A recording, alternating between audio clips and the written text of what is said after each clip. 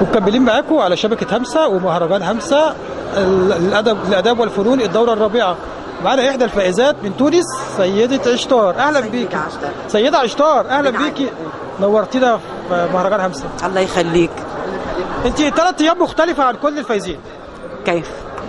الشكل مختلف، الحضور مختلف، اللبس التونسي مختلف. طبعا نحن نعرف جميعا أنه بعدما حل بجميع الأوطان العربية كل البلدان العربية وكل الشعوب العربية لجأت إلى الهروب إلى التمسك بأصولها، إلى التمسك لما حسوا إن الهوية مهددة، إن الهوية مهددة. أصبح اللبس التقليدي مختلف، النظرة له مختلفة عن العادة عما مضى.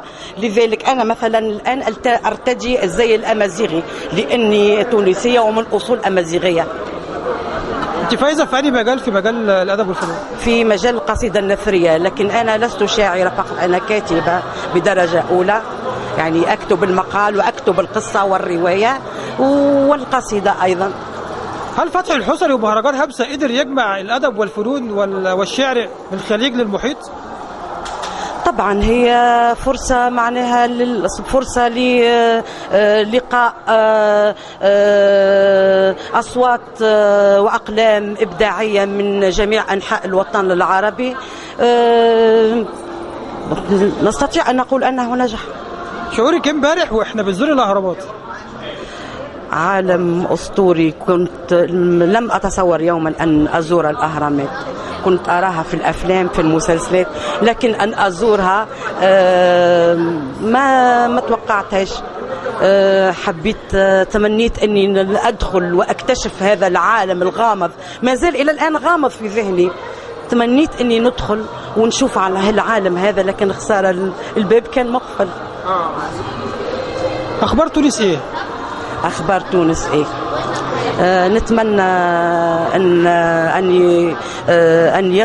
أن يبعد عن تونس شبح الإرهاب وشبح كل شر يتهددها، كما أتمنى أن تعود مصر كما كانت وأجمل. نستطيع أن تونس تجاوزت المرحلة الحرجة. وجودكم كلكم على مصر النهارده، على أرض مصر النهارده، بيثبت أن مصر عادت كما كانت وما زالت في الأدب والفنون سيدة العرب. أكيد مصر أم الدنيا، مصر أم الدنيا، أم الأدب، أم الفنون، هذا كلنا نعرفه، ومن هذا الذي لا يعترف به. سيدة عشتار، نورتينا في مهرجان همسة ونورتينا في مصر، ويا رب دايما نشوفك فائزة معانا في المهرجان. الله يخليك، ألف شكر. شكرا لحضرتك. عايشك. وزي ما انتم شايفين زخف وحب وشوق لكل الفائزين في مهرجان همسة، وتابعونا بعد الفاصل.